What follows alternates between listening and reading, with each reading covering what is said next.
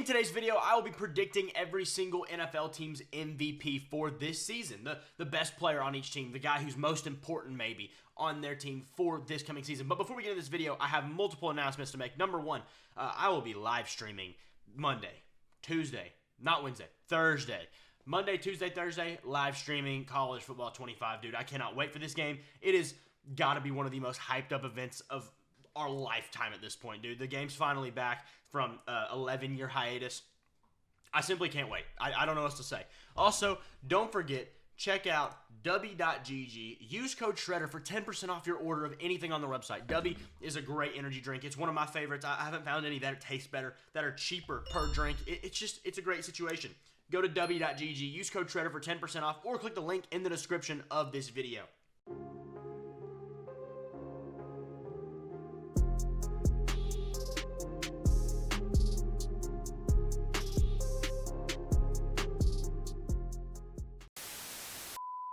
Alright, so starting off, we're going to do this by division here. Starting off with the AFC West. Don't usually start here. But with the Broncos first up, I think their MVP is going to be Javonte Williams.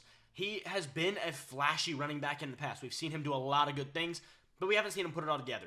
This year, they're going to be relying on running the ball. Bo Nix likely going to be the starter. He's a good quarterback. I think he can be decent in the NFL, even in his first year. He's had a lot of time to play in college. I think he'll be fine. But that's going to be predicated on how good the running game can be to make it balance the offense for Bo Nix and that passing unit that Sean Payton's going to put out there.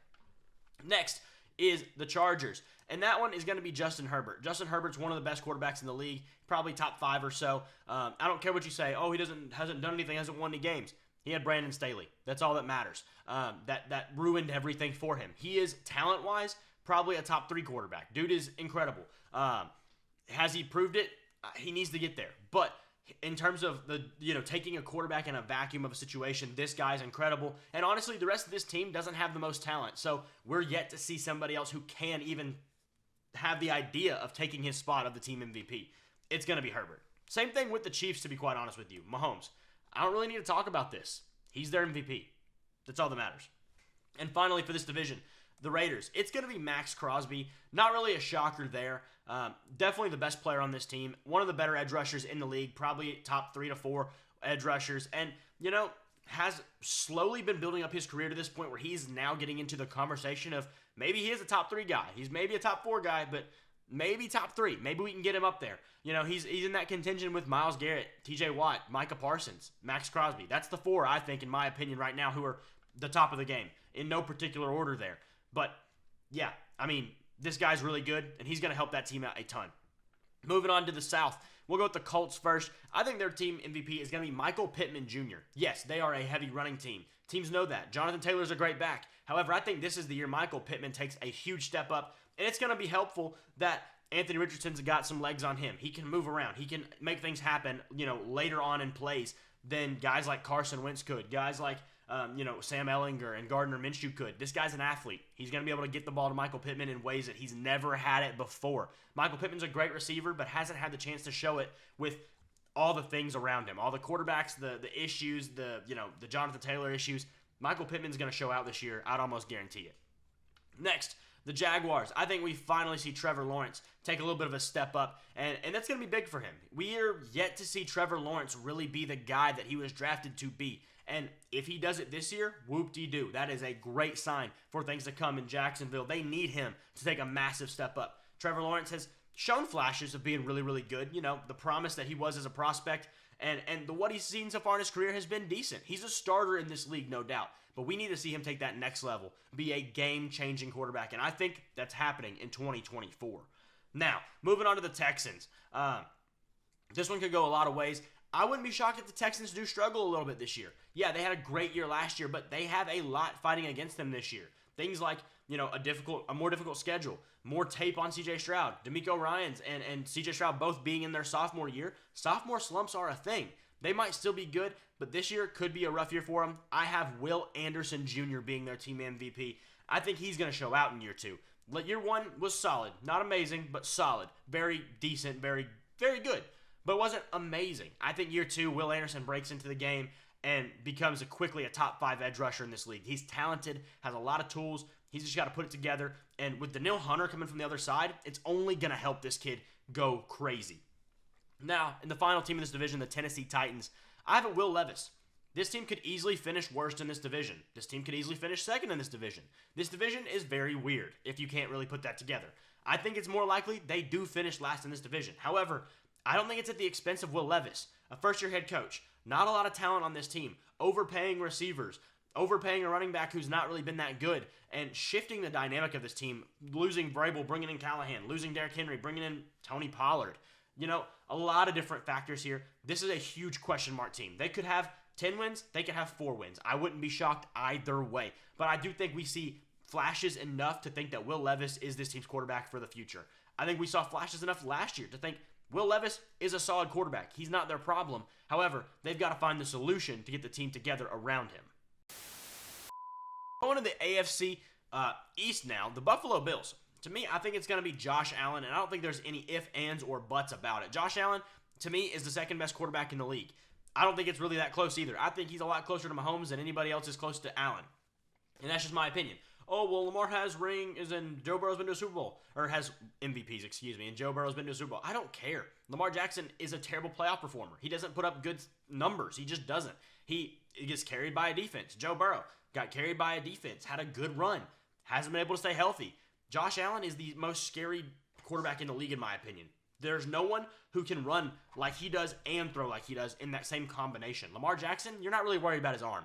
Joe Burrow, you're not worried about his legs. Mahomes, while he can do both, he's not as good of a runner as Josh Allen is. He might be a better thrower, but he's not that far much better. I think Josh Allen's terrifying. If he had Andy Reid, if he had a defense that wasn't going to die on him every single year in the playoffs, this guy would have multiple rings already, dude. I don't see how there's any debate about it. This guy, he's special. And that's not to belittle Joe Burrow or Lamar Jackson. They're great quarterbacks. They're good. They're very good. Josh Allen's just better. And this guy, I think he wins the MVP this year. Yeah, they lost some guys. They lost Diggs. They lost Poyer and Hyde in the safety unit. I think that's addition by subtraction. And I think Buffalo could be a very scary team this year. Moving on from that, the Dolphins. Tua Tagovailoa is going to be the pick here. Do I think Tua is the best quarterback? No. Is he going to put up good stats under McDaniel's offense and the schemes they run? Absolutely. All you have to do is dump it off to Tyreek or Jalen Waddle, and they're going to, run past 17 other guys, and they're gone to the house. It's going to help Tua out a ton, whether he likes it or not, whether the team likes it or not. They didn't pay him yet. Might have been a mistake because, well, it's only going to get harder to pay him if he keeps putting up good numbers. And, I mean, he's just kind of in a situation to put up good numbers either way. Now, we'll go to the Jets. Once again, we're sticking with the quarterbacks here. Aaron Rodgers, I think he comes back, has a great year to, kick off his return to football. I don't see a reason why we're doubting him. I still think he's a top 5 guy. We're acting like he's been out for the last 3 years. He's been hurt for 1 season. And when he left, he was still really, really, really, really, really good. All he has to do is just get rid of the ball early, make, good decisions. And that's 2 things that Aaron Rodgers has been very good at in his career. Yeah, is he the athlete he once was? Probably not. Is he going to be able to move around like he once did? Probably not. But that doesn't matter if he can just make the right decisions and get the ball out quick and just stay on the field. That's all that matters at this point in his career. New England Patriots, now we're going to have Drake May. Yes, one more quarterback, a rookie quarterback as well. I think, does he play week 1? No. Does he play week 4? Probably not. Does he play week 7? Maybe. Now we're getting somewhere. Now, middle of the season, he might take over, and I think we see that Drake May becomes one of the quickest, eye-glancing, eye-taking steals of this draft. I think Drake May could be a very, very good quarterback. Steal at number 3, okay, I don't know. I think Caleb Williams struggles. I like Caleb Williams. I think he struggles because he's the number 1 pick, and he's in Chicago, to be quite honest with you. Jaden Daniels, I'm not the biggest fan of. He's a great talent, but he's a lot more raw, in my opinion, than Drake May. Drake May's arm talent, Drake May's, ability seems a lot better right now. Better decision-making, a lot of better things about Drake May. And I think it's a very big reason why he could come in and steal the show in year 1, considering the fact that there's been a lot of guys focusing on Caleb Williams, on Jaden Daniels. I think Drake May comes in and really surprises many, many people. Moving on to the last division in the AFC, though, the Bengals. I think their team MVP is a shocker here. Chase Brown. This team needs a running game. Joe Mixon, overrated. Honestly, an addition by subtraction. He was getting benched for Samaje Perine in the playoffs every year for the last 3 years. The offense is decent, I'd say good if they had a good O-line, but they don't, and they can't figure that out for some reason. But if Chase Brown can hold on to the football, Yeah, Zach Moss, they brought him in. I think Chase Brown's a better, younger, more talented player. And as long as he doesn't fumble, this kid could be a really good back in the league. Mark my words. That's all he has to do. Hold on to the ball. Don't fumble. Mostly what most running backs have to do. Don't fumble, and you're going to have a good job, a good career in the NFL. The Cleveland Browns. Shocker here as well. I'm going to go with Deshaun Watson. I think we finally see Deshaun Watson get back to his self. And, only talking about football here, not talking about the other garbage with him. We've seen him be a very good quarterback in the NFL. We've seen him statistically lead basically all stats in the NFL. All he has to do is be normal, be a starter, and he will be redeemed for the most part. This team has a really good running game, has a really good O-line, has a pretty solid defense. If he can play the quarterback position to a starter-capable level, and that's it, he'll be hailed a hero because this team needs a starting-capable quarterback, and they haven't had that in ever, really, essentially. And you know what? I don't see why he couldn't do that. The first year he came back, he was suspended for 11 games, didn't get to practice. That's hard. You can't come back in 6 games and just have it all together. It's not going to happen. Year 2, he spent all year hurt. Yeah, that's a problem, but maybe we figure it out some. Maybe he can figure it out some, and maybe we see something for real from Deshaun Watson. Now, to the Ravens, I think they're going to have a bit of a down year. Super Bowl slumps happen, man. It's part of the game to a point, really. I'm not going to blame anybody here for it happening, but I do think we have a world where a defender is going to get it here in Baltimore, mainly because they're going to slump, and the offense is going to struggle. Now, I think it's Kyle Hamilton. He's a very, very good safety. And I think this year he'll probably jump into that top 3 safety conversation with guys like Antoine Winfield and Minkah Fitzpatrick. He's a very, very, very good player. Scary player, dynamic, does a whole lot of things. And I think this year he's going to take the league by absolute storm. And then finally, the AFC closes out with Pittsburgh. And it's going to be TJ Watt, who probably takes home another Defensive Player of the Year. He's probably should have had 3 by now. Not probably. He should have had 3 by now. Simple as that. And if you disagree, you're wrong. Fine. Anyways, TJ Watt is the best defender in the NFL, and this team wins when he's on the field. He stays on the field, they win games. And guess what? Pittsburgh wins a lot of games, no matter who's playing quarterback, no matter who's running the offense. Matt Canada, Mitchell Trubisky, Kenny Pickett, Mason Cole, terrible unit last year. Guess what? TJ Watt was on the field. They won games. He should have won a Defensive Player of the Year. He should have been in contention for MVP for that performance last year. Let's be real. And if you're not agreeing with that, you're wrong. Finally, jumping over to the NFC, starting with the West once again. The Cardinals, it's going to be Kyler Murray. Once again, this team just doesn't have a lot of talent on the team. Let's be real. Yeah, I like Marvin Harrison Jr. I like James Conner. I like Trey McBride a little bit. I like Michael Wilson a little bit. That's about the end of the list, to be quite honest with you. Budda Baker is an older player. They've got a couple defensive guys. Garrett Williams, the corner from last year's draft, I'm intrigued by, but I'm not interested in it yet, if that makes sense. Kyler Murray, though, we've seen him be very, very good when he's healthy, and now he's going to have a little bit of stuff to work with. Michael Wilson's a good receiver. Marvin Harrison looks like a great prospect. Trey McBride looks solid. The offensive line's getting better overall than it has been comparatively. We just got to see it come together, really get all the pieces put in the same spot. The 49ers, I also think they might have a down year a little bit. In a down year, they're still going to win probably 11 games. Same thing with Baltimore. They might win 10 games and have a down year. I'm not meaning they're going to be 8-win team. No. But I wouldn't be surprised if CMC got hurt. He had a lot of touches last year, guys. It's a pretty, one-for-one sport where, you get a lot of touches, you're going to get hurt. It's going to happen eventually. And CMC has had some injuries in his career. I don't see why they stop now, but I will take George Kittle as their MVP. Kittle has been the most reliable target for most of that offense, really, for the last few years. Has been under the shadows. Granted, he's the second best tight end in the league. You could argue him into number 1 with how old Kelsey is at this point. Obviously, Kelsey is a great and going to go down forever as one of the greats. But Kittle, in terms of blocking, he's better than Kelsey. He's just as good of a receiver as Kelsey. I think there's an argument there, at least one way or another. He's going to be a very big dynamic piece of this offense this year, especially with, the CMC stuff, whether he's going to be able to stay healthy all year after all the touches he had last year. And also, Brandon Ayuk. What's going on with him? We don't know.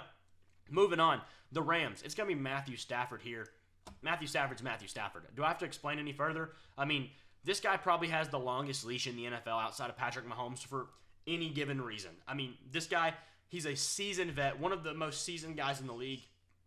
And it's just a strange situation, to be quite honest with you. I don't really know how to explain it other than I don't think there's anyone who dislikes Matthew Stafford.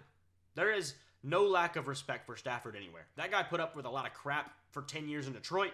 Then he brought a ring to LA. Give him what he wants, honestly. I don't even care. And then the Seahawks. I'm going to go with an interesting one here as well. Boye Mafe. I think he finally breaks out. Is he going to be a top 5 rusher? No. Top 10? That's reasonable. Boye Mafe is a young and talented player. And at his position, they need someone to really show up for Seattle. They got Byron Murphy on the interior. That might help him, get a little less pressure on the edge, be able to do his job a little bit easier. Might make it just that bit easier. I also think their offense could really struggle. And to be quite honest with you, bringing in Mike McDonald is going to help the defense more than the offense. Either way you look at it, that's a fact.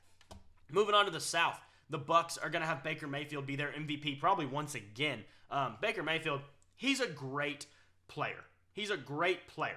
Is he a great quarterback? I don't know. He's a physical, good. He's a good quarterback, but he's got a really physical mentality. He's a great player of football, if that makes any sense.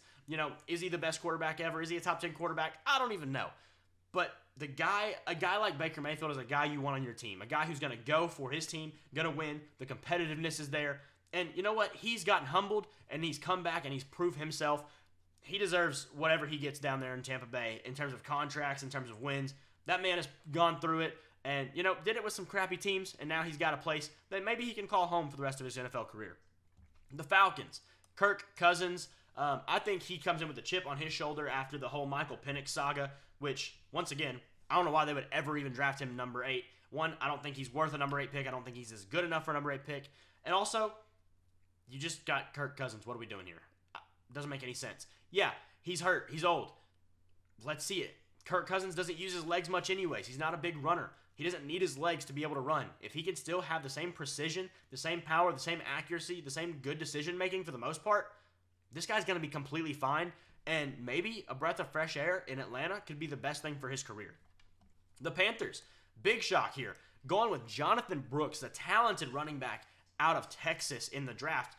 This team has restocked their O-line heavy. And if you don't think this guy has a best shot at being one of the Offensive Rookie of the Year candidates, let me tell you something, he does. This guy could easily run away with it with the situation growing around him. Dave Canales, yeah, he runs a pretty pass-first offense. I just think that means he's going to get some pass catches. And he's going to run the ball well because he has a good O-line.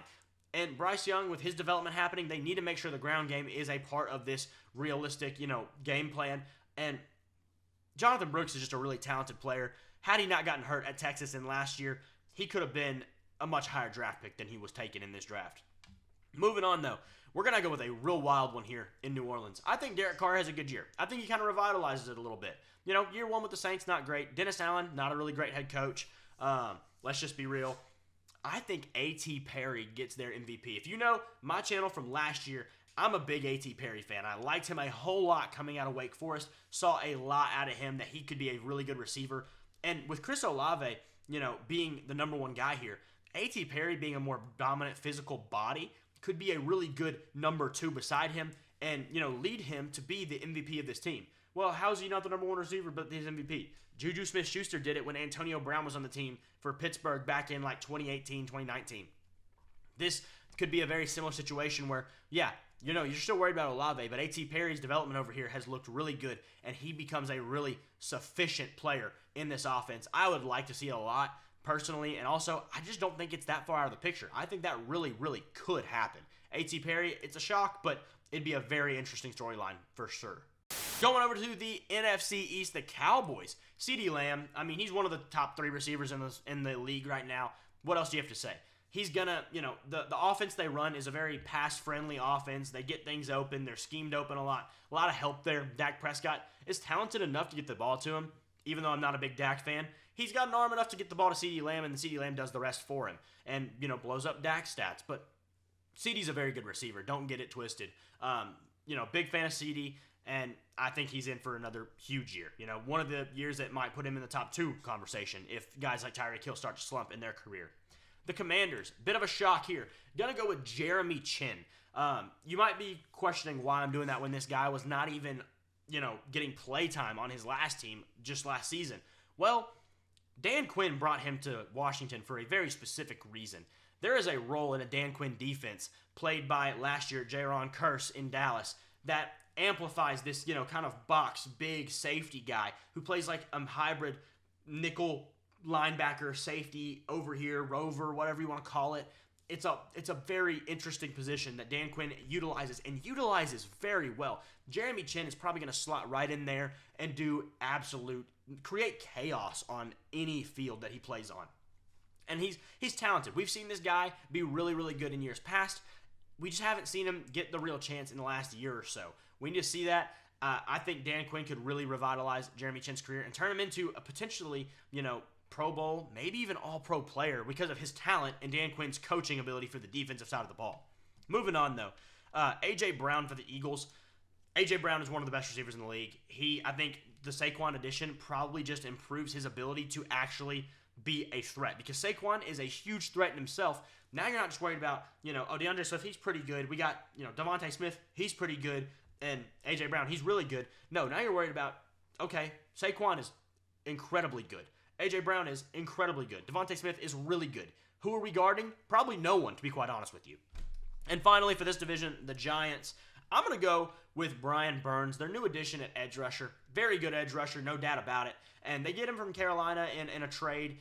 Very good, honestly, spending for them. They need to just revitalize some of the key positions here. Get a guy next to Kayvon Thibodeau who also could help Kayvon Thibodeau really grow as a player himself. Just getting him a guy who can, he can learn the ropes from a little better and just be a number 2 instead of Kayvon Thibodeau being a number 1 and being that pressure behind being the number 1 edge on a team. Because the edge is really the most important position on a defense. Moving on to the NFC North. Starting off with the Bears. I'm going to go with Keenan Allen. I think he's going to play a huge role in the development of Caleb Williams. Keenan Allen had his best year of his career just last year with, 11 games of Justin Herbert and like 5 to 6 games of crap quarterback play.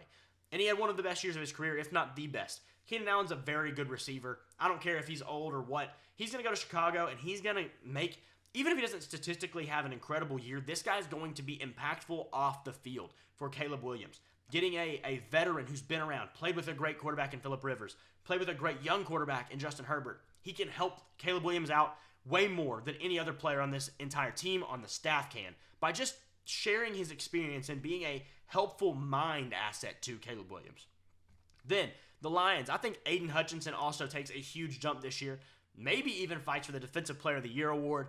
I think this defense on the Lions kind of comes together finally. We've been waiting to see it. The secondary's really been the big fallout here, but they bring in a couple of corners and a couple guys in the draft, a couple guys in free agency. They also bring in DJ Reader to clog up the center of the D-line, which I think is going to be an incredibly impactful addition to this defense and going to lead to Aiden Hutchinson having a much easier job one-on-one anyways. Then the Packers. I think Jordan Love has a really good, really effectively year 2. I know he's been in the league longer than that, but effectively this is his sophomore year. It's just the problem is for everybody else. The good thing for him is it's his second year playing, but it's his 4th year going in the league. That mental side of things is already in year 4, so he's got more growth mentally than many other players at this age have. I think he's gonna grow a lot this year. He's also got better receivers this time around. Yeah, they're the same guys. Everybody gets better every year, pretty much, especially when they're that young. They're not going to get worse. They're just going to get better. So he's just going to get helped out more and more. And then the Vikings, our final team, Jordan Addison here. I think, obviously, Justin Jefferson is debatably the best receiver in the league. J.J. McCarthy, I think, is going to play the majority of the season. Sam Darnold has, had his chances, whatever. But I think we see, Justin Jefferson's probably going to have a really great year. That's fine. Jordan Addison's going to have a really great year too because everybody's going to be worried about Justin Jefferson and hey, look, we got a young quarterback over here, limited quarterback over here. Let's just cover Justin Jefferson and then we'll be fine. We'll win this game. Jordan Addison is going to have every single chance to burn every single team in the league. I really like what I saw from Jordan Addison last year, and I'm excited to see him in year 2. Think he's going to be amazing this year. Could win maybe an Offensive Player of the Year if things go really right in Minnesota. Either way, that is going to be it for this video. Let me know who you think is the MVP for every team in this coming season in 2024. There's a lot of guys who could have gotten these awards, and yeah, some of them are just the quarterback, which is pretty standard, but some of them are guys who maybe are really shocking. Either way, got to take some hot takes here. I might be wrong. I will be wrong. Somebody's not going to be here. Somebody's going to get hurt. Either way, I don't know everything. I'm just taking stabs at what I think could happen. Either way, let me know what you guys think down in the comments below. I appreciate you guys. Make sure you hit that like button and that subscribe button. It helps my channel out a ton. It doesn't cost you a thing. Plus, we'll be streaming college football just tomorrow, just the next day. Whatever, Monday, Tuesday, Thursday of this week, we will be streaming. Check them out. Appreciate y'all.